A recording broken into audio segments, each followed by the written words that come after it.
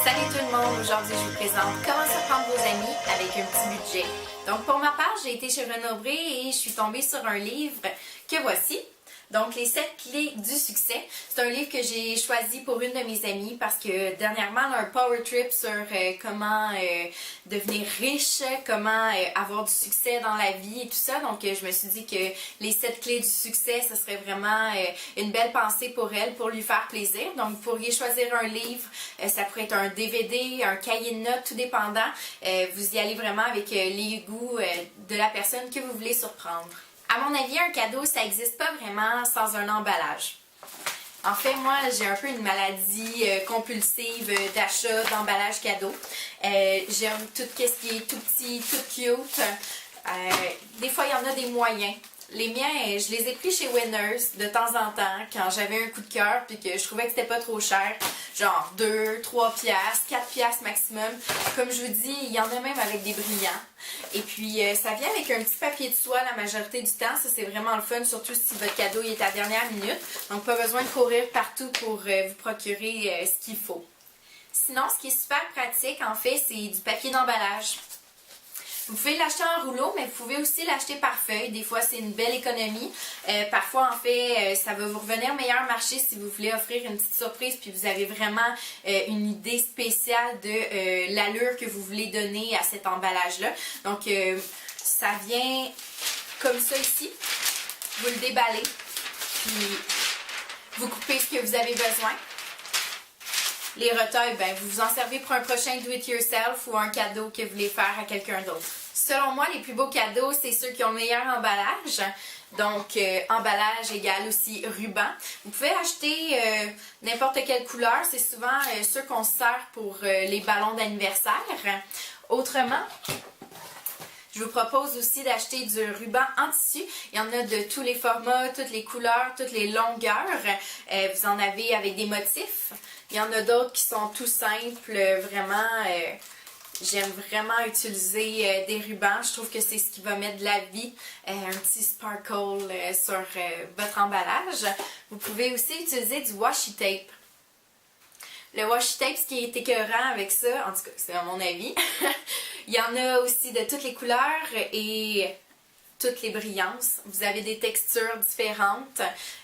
Donc, ça ici, c'est vraiment cool. Si vous n'avez pas de ruban, vous pouvez utiliser ça. Puis ça coûte 2-3 piastres la roulette. Donc, ça vaut vraiment la peine. Maintenant que vous connaissez mes petits trucs pour pouvoir emballer un cadeau, je vous montre comment moi, je procède. Puis après, ce sera à vous de décider comment vous allez surprendre vos amis. Donc, pour emballer mon livre, j'ai décidé d'utiliser du washi tape.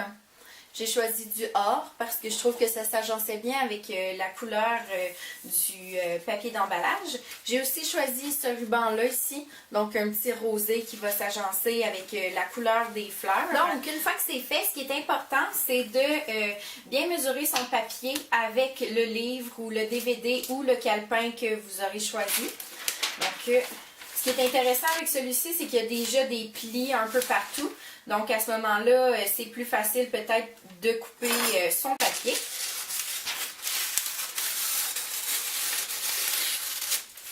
Voilà. Pour ma part, quand j'emballe un cadeau, c'est vraiment important qu'on ne voit pas la fin du papier. Donc, je suis vraiment perfectionniste.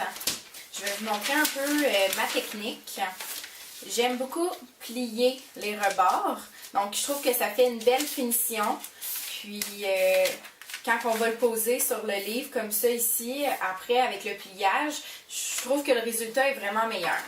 Aussi, j'utilise du ruban adhésif. Donc, voilà, je vais faire la même chose de l'autre côté. Je calcule à peu près, là, je vais vraiment à l'œil. En ce qui concerne les côtés, les gens voient ça un peu comme une origami, beaucoup trop compliqué. Pourtant, ça devrait pas être compliqué, ça devrait être vraiment simple, super beau, une belle finition droite et propre. Maintenant, je vais vous montrer mon truc. Pour y arriver, c'est vraiment simple. Vous allez apposer vos index de chaque côté vers le centre. Et vous allez plier chaque pli pour renforcer le papier. Comme ça, vous ne perdrez pas ce que vous avez fait. Donc, voilà ici à quoi ça ressemble. Donc, vous voyez un peu le style enveloppe que ça donne, une petite pochette. On va juste arranger ce rebord-ci pour que ce soit égal. Et voilà. Donc ensuite, c'est super simple. On va juste ramener vers l'intérieur et replier. Donc comme j'ai mentionné plus tôt, étant donné que je suis super perfectionniste, je vais souvent retoucher. Voilà, on va rabattre l'autre côté. Comme ça ici, à l'intérieur. Et on va refermer avec un morceau ou 3 morceaux de ruban. Une fois le cadeau emballé, c'est vraiment simple. On passe à l'étape du washi tape. Donc, ce qui est vraiment le fun avec ça, c'est que c'est un ruban, c'est autocollant. Vous décidez où est-ce que vous voulez le mettre. Puis, si vous n'avez pas fait une ligne droite à votre goût, vous pouvez toujours le décoller pour recommencer.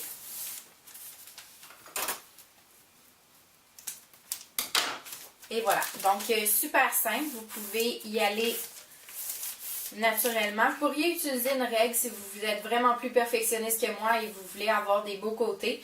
Par contre, ça me semble pas mal égal. Puis, on va aller ajouter le deuxième ruban, donc qui était un petit ruban rose qui s'agençait avec les fleurs. Avec le ruban en tissu, c'est un petit peu plus touché. Ce qui arrive en fait, c'est qu'il peut s'effilocher dans le bas. Vous pouvez aussi ne pas avoir coupé la bonne longueur. Puis ça, c'est dommage parce que ça gaspille un peu votre ruban. Donc, ce que je vous propose en fait, c'est de le dérouler plus grand. Au pire, vous risquez juste de le rouler si jamais vous en avez trop sorti. Vous pouvez décider en fait la longueur désirée. Donc, vous pouvez regarder, est-ce que finalement j'aimerais faire une boucle? Est-ce que je veux le croiser? Qu'est-ce que vous allez faire finalement? C'est sûr que vous pourriez prendre juste le ruban, l'ajouter sur le washi tape que vous avez déjà posé, puis venir le coller d'une façon ou d'une autre à l'arrière. Donc, comme ça ici, tout dépend de ce que vous avez derrière la tête. And